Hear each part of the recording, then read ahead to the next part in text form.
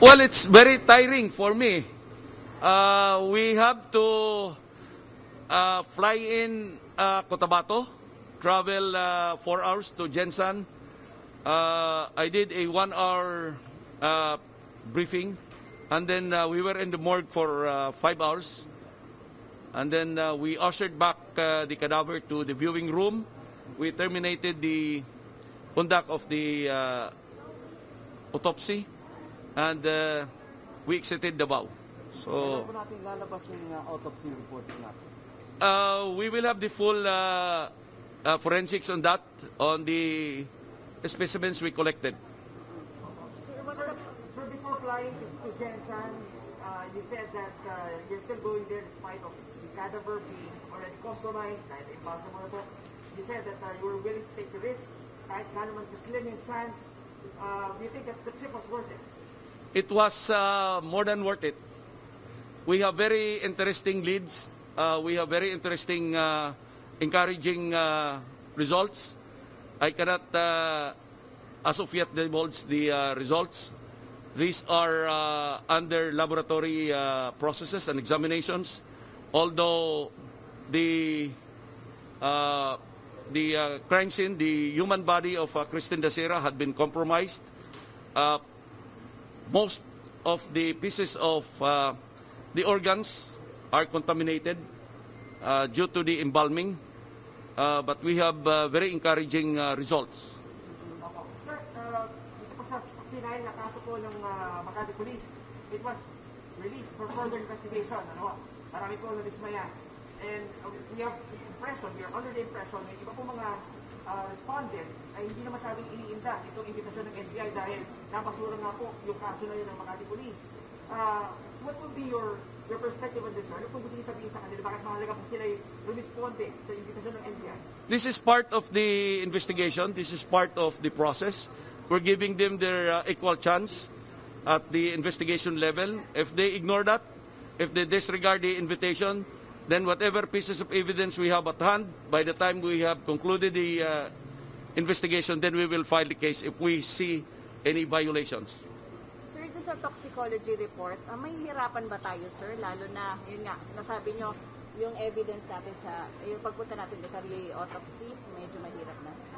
Tinitingnan namin dito kung kaya pa, pero medyo maganda naman ang sinabi na kaya malalaman kung presence of alcohol ito, level of alcohol maybe, presence of illegal drugs, level of illegal drugs, doubtful.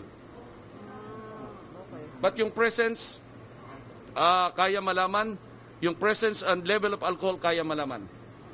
So it is safe to say, sir, that those individuals are not yet off the hook. Definitely, we're not saying that meron ditong makakasuhan. It's too presumptuous to say. It's too early to say. Ang sa amin dito, ano ba talaga totoo? If there were criminal violations committed, who are the offenders, who are the perpetrators, who committed what? Anong na-violate nila? How did they commit it? Anong support evidence namin? Scientific evidence, forensic evidence, ibabangga namin doon sa ibang pieces of evidence. Eyewitness account kung merong testimonial evidence ito. Sir, yung 2207 po, ipapasabpina rin yun po ba? Lahat. Lahat.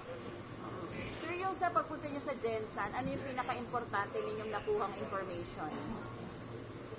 Yung pag-access namin ng human body.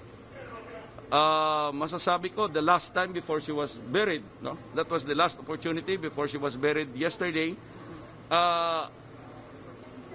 Tiningnan namin lahat against all odds.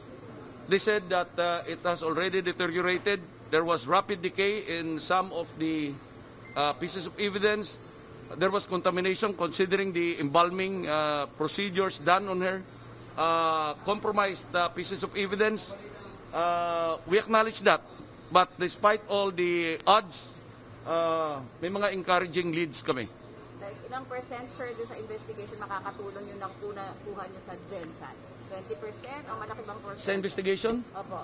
I would say around 80%. Wow. Makakatulong ito sa investigation.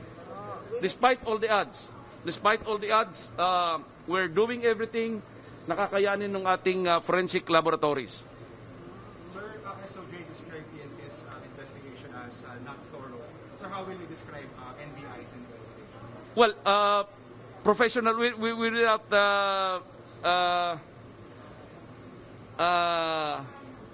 how do you say this? Without commenting on the other investigations, our investigation is going to be very legal. It's going to be very thorough. This is forensic-based. This is evidence-based. So we will have scientific pieces of evidence. It will be backed up by CCTV, digital pieces of evidence, electronic pieces of evidence. It will be backed up by, hopefully, testimonial evidence. We have also some psychological assessment going into the full range of forensic capabilities. Sir, may nakita kayong suka doon sa crime scene before.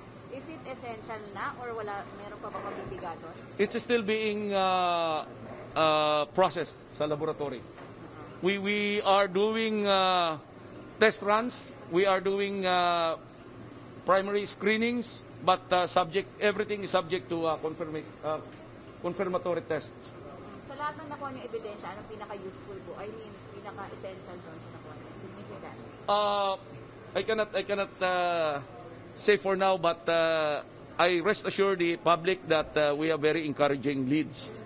We have very encouraging pieces of evidence. Believe me, makikita dito kung may lapses doon sa una. Anong lead po yun, attorney? Maaring may crime? Paano po? Anong lead? Sinasabi niyo? Meron. Maaring may crime. That's what I'm saying. That's about 80% of that piece of evidence that we have. Again, this is subject to confirmatory, but I was just told medyo maganda ang development. Maaring may crime, may aring homicide? May crime. May crime. Let's leave it at that. May crime dito. Maaari ba rin sabihin na yung inyong findings maaring supports doon sa isinampa ng PNP na kaso? That's too premature. That's too early to tell. So, sinasabi niyo maaring may crime because of dun sa re-autopsy. Doon ang naging basero sa mga evidence sa crime scene. The human body itself is a crime scene. The rooms we inspected, the 3 rooms we inspected, where we conducted the crime scene investigation, rooms 2209, 2207, and 2009 at the hotel in along Kalayaan Avenue, that these are crime scenes. But the human body itself is a crime scene. So, in all of the crime scenes, yes, merong magandang leads. Okay, so combined, attorney, combined lahat. Yes.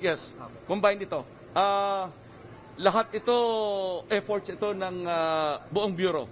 The good director, Eric Distor, nakafocus siya dito. The good secretary, Secretary Minari Guevara, nakafocus siya dito.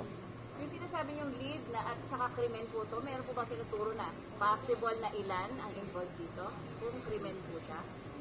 We cannot say for now. But there are good indications na merong krimen na nangyari. Pwede pong isa lang gumawa o maraming gumawa? Could be. Pwedeng isa, pwedeng more than one. Sir, last na lang panawagan niyo sa mga hindi sumipot ngayon. Panawagan ninyo. We respect your right, but we would appreciate it if you can cooperate in this investigation. If you want to clear your name, come with your lawyer. You will have the full protection of the NBI. We will make sure that everything will be done according to our rules, to laws. So legal yung gagawing investigasyon. We will not take your statement if you come here without the assistance of counsel. This afternoon, I understand the counsels appeared for the clients, but we would rather that they appear with their clients. We would appreciate that very much. Thank you. Sir, verificatory. Kunwari nagpadala lang sila ng statement. Papadala lang sa lawyer. Mas gusto namin question and answer form.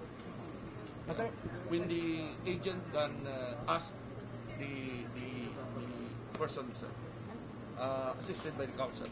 Sir, other important matters. Mukhang nagsampa raw ang NBI this morning ng kaso ulit sa ilang PhilHealth at dating PhilHealth officials and present PhilHealth officials. Sir, bukas na yun. Bukas na kasi meron din kaming i-press doon bukas. Parang meron tayong bangko. Siguro 11, meron kaming rescue operations sa Atrad. So maybe tomorrow with our filing doon sa PhilHealth.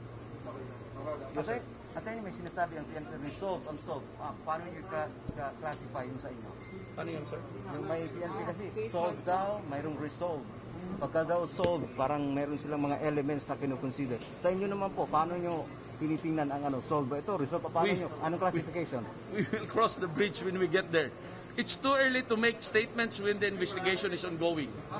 I would defer to the investigation by our Death Investigation Division. And we would rather make a clear statement when this is already concluded. Whether we conclude the investigation with the filing of the case, whether we conclude the investigation with closing the case. Sir, I get this point. Parang kung sa PNP case solved, sa inyo nasa kalahati ba tayo? Or pa-ending na ba tayo? Parang ganun. More than 50%. More than 50%. Pero wala kayong classification kung ano? Wala kaming classification as we speak. Wala pa. Okay. It's too early to tell. Okay. We do not really set a time frame na like 2-3 days. We would rather that we finish the investigation, a very thorough and legal investigation conducted by our competent and professional agents and the forensic experts.